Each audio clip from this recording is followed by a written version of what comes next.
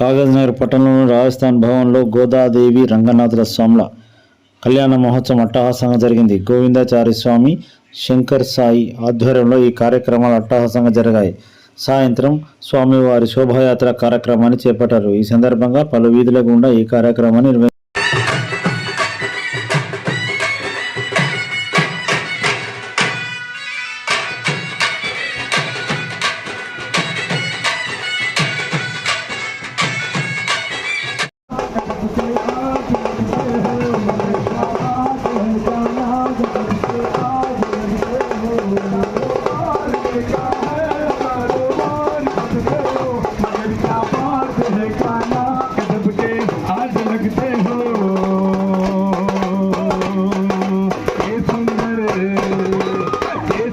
चेहरा पुराना लगता